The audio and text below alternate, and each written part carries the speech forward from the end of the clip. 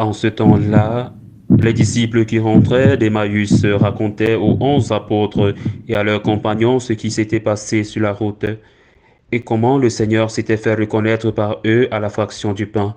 Comme ils en parlaient encore, lui-même fut présent au milieu d'eux et leur dit, La paix soit avec vous. Saisis de frayeur et de crainte, ils croyaient voir un esprit. Jésus leur dit, Pourquoi êtes-vous bouleversés? Et pourquoi ces pensées qui surgissent dans votre cœur? Voyez mes mains et mes pieds, c'est bien moi. Touchez-moi, regardez. Un esprit n'a pas de chair ni d'os. Comme vous constatez que j'en ai. Après cette parole, il leur montra ses mains et ses pieds. Dans leur joie, ils n'osaient pas encore y croire et restaient saisis d'étonnement. Jésus leur dit, Avez-vous ici quelque chose à manger? Ils lui présentèrent une part de poisson grillé qu'il prit et mangea devant eux. Puis il leur déclara, Voici les paroles que je vous ai dites. Quand j'étais encore avec vous, il faut que s'accomplisse tout ce qui a été écrit à mon sujet dans la loi de Moïse, les prophètes et les psaumes. Alors il ouvrit leur intelligence à la compréhension des Écritures et leur dit, Ainsi est-il écrit que le Christ souffrirait, qu'il ressusciterait d'entre les morts le troisième jour, et que la conversion serait proclamée en son nom pour le pardon des péchés à toutes les nations, en commençant par Jérusalem. À vous d'en être les témoins. Acclamons la parole de Dieu.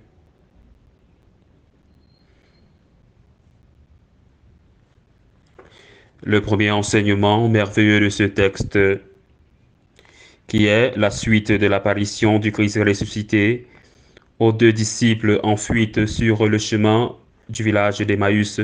Le Seigneur est présent au milieu des disciples. Le Seigneur est présent dans la communauté. Il avait promis, là où deux ou plusieurs sont unis à mon nom, je suis là au milieu d'eux. C'est une présence réelle, non sacramentelle. C'est-à-dire que ce n'est pas une présence liée à un signe physique. Le sacrement de l'Eucharistie est une présence réelle du Christ Seigneur, mais elle est sacramentelle parce qu'il y a un signe sensible, le pain, un signe sensible, le vin.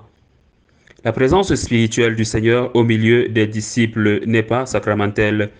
Il n'y a pas de signe sensible, le Seigneur n'apparaît pas et on peut le toucher, bien que ce serait merveilleux si c'était le cas. Mais elle n'en est pas moins réelle. La même personne qui dit « Prenez et mangez, ceci est mon corps » dit « Là où deux ou plusieurs sont unis en mon nom, je suis au milieu d'eux ».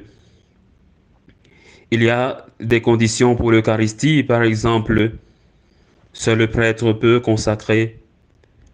Le prêtre ne peut consacrer que le pain et le vin, rien d'autre. Et le prêtre doit être, même s'il est pécheur, même s'il est dans le péché, il doit célébrer avec l'intention de l'Église.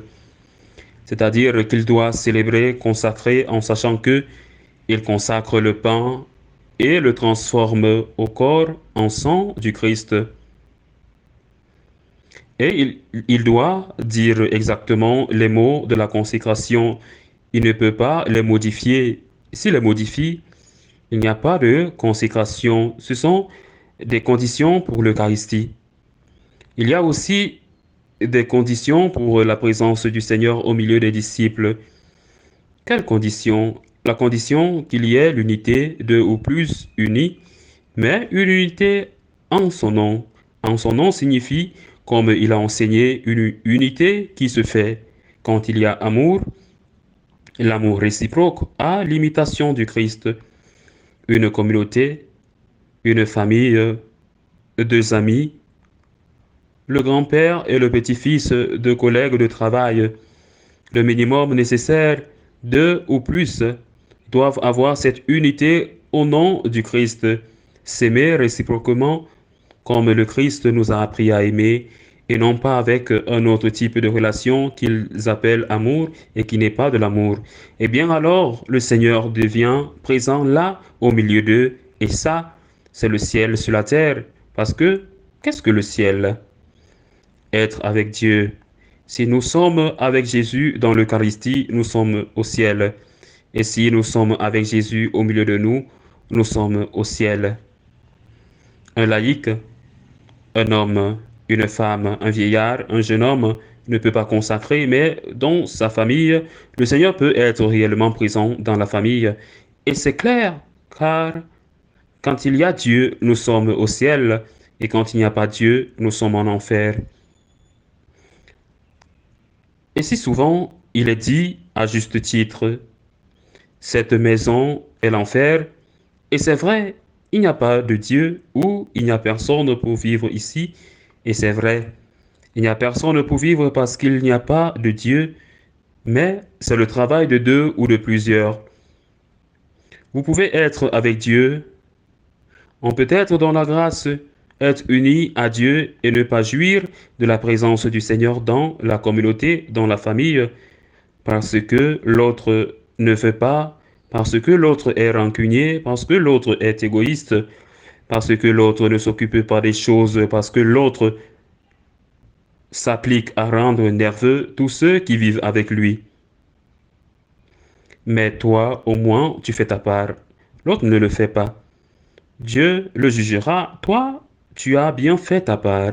Le deuxième enseignement de ce texte très important, Jésus termine en disant, après avoir insisté sur le fait que c'est réel, que c'est de la chair glorifiée, de la chair touchée, que la résurrection est aussi du corps, c'est un enseignement essentiel de l'Église et c'est du même corps, même si c'est d'une autre manière.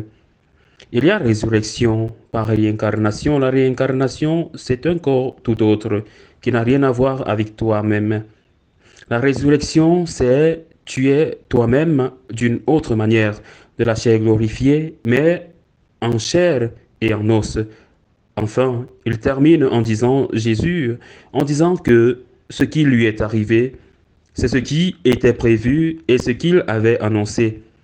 Et il termine en disant, en son nom, la conversion sera proclamée pour le pardon des péchés.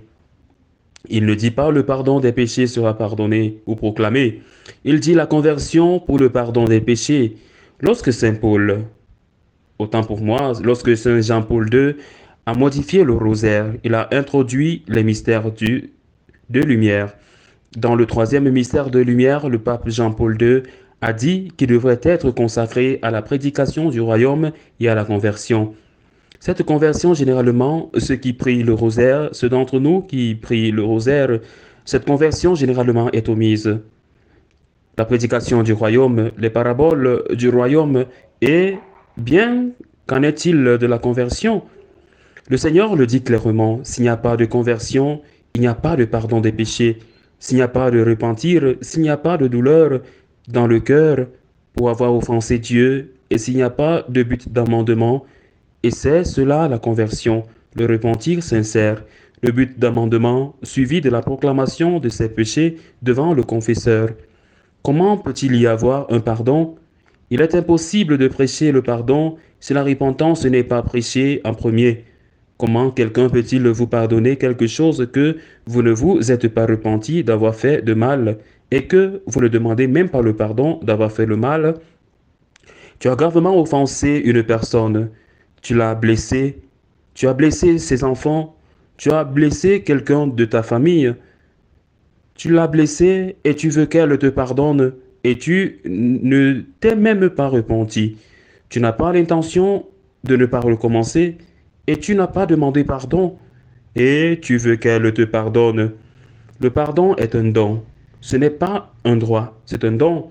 C'est un don que Dieu nous fait ou que la personne que nous avons offensée nous fait. Ce pardon doit être précédé d'une conversion. C'est pourquoi le Seigneur a chargé les apôtres de prêcher la conversion. Est-ce que nous, les prêtres, nous prêchons la conversion aujourd'hui? Chacun de nous devra l'analyser dans sa conscience, même si, pour beaucoup, les paroles de Jésus ont peu de valeur. Mais pour nous tous, elles devraient avoir la plus grande valeur. Le Christ est ressuscité, il est vraiment ressuscité. Il veut nous pardonner nos péchés. Si nous en demandons le pardon, ainsi soit-il.